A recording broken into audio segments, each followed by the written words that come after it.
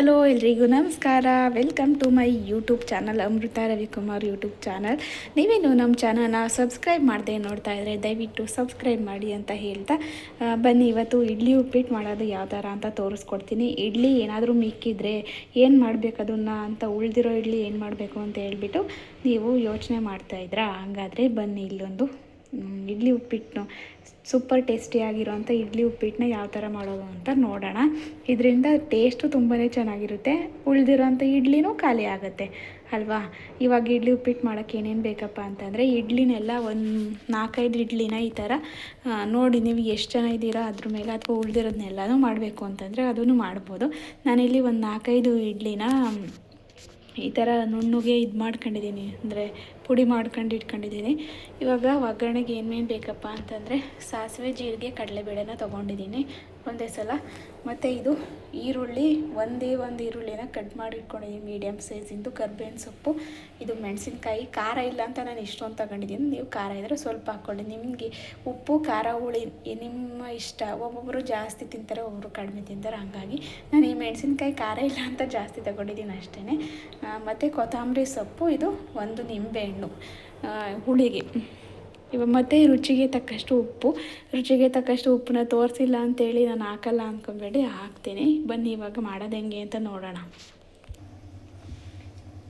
ಮೊದಲಿಗೆ ಒಂದು ಬಾಣಲಿನಲ್ಲಿ ಎಣ್ಣೆ ಮತ್ತು ಈ ಸಾಸಿವೆ, ಜೀರಿಗೆ, ಕಡಲೆಬೇಳೆನ ಹಾಕ್ಕೋಬೇಕು. ಇದು ಒಂದು ಸ್ವಲ್ಪ ಸಾಸಿವೆ ಎಲ್ಲ ಚಿಟಪಟ ಅಂತಂದಾದಮೇಲೆ ಮತ್ತು ಕಡಲೆಬೇಳೆನೂ ಎಲ್ಲ ಒಂದು ಸ್ವಲ್ಪ ಬಣ್ಣ ಬಂದಾದಮೇಲೆ ಏನು ಹೆಚ್ಚು ಅದರೊಳಗೆ ಹೋಗ್ಬಿಡ್ತಾರೆ, ಈ ಮೆಣಸಿನ್ಕಾಯಿನ ಹಾಕೋಬೇಕು. ಹೆಚ್ಚಿಟ್ಕೊಂಡಿರೋ ಮೆಣಸಿನ್ಕಾಯಿನ ಒಂದು ಸ್ವಲ್ಪ ಚೆನ್ನಾಗಿ ಬಾಡಿಸ್ಬೇಕು. ಅದೆಲ್ಲ ಬಾಡಿದಾದ್ಮೇಲೆ ಈರುಳ್ಳಿ ಮತ್ತು ಕರ್ಬೇವಿನ ಸೊಪ್ಪನ್ನ ಹಾಕ್ತೀನಿ.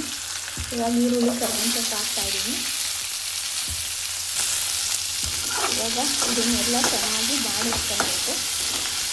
ಈರುಳ್ಳಿ ಕೆಂಪು ಬಣ್ಣ ಅಥವಾ ಗೋಲ್ಡನ್ ಕಲರ್ ಬಂದಾದಮೇಲೆ ನಾವು ಅರಿಶಿನ ಆ್ಯಡ್ ಮಾಡಬೇಕು.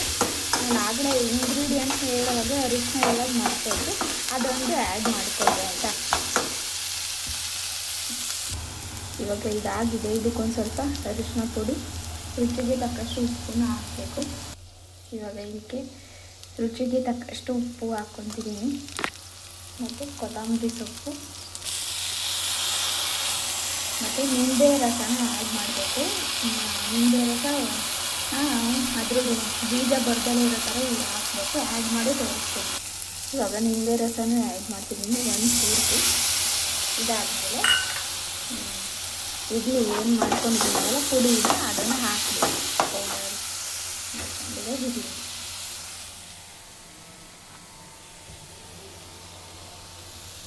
ಇವಾಗ ಇದಕ್ಕೆ ಹಾಕಿ ಚೆನ್ನಾಗಿ ಅದನ್ನು ಸ್ವಲ್ಪ ಬಿಸಿ ಆಗುವವರೆಗೂ ಚೆನ್ನಾಗಿ ಕೈ ಆಡಬೇಕು. ಇವಾಗ ಎಲ್ಲ ಮಿಕ್ಸ್ ಮಾಡಿಕೊಂಡು ಒಂದು ಸ್ವಲ್ಪ ಬಿಸಿ ಮಾಡ್ಕೊತಾ ಇದ್ದೀನಿ.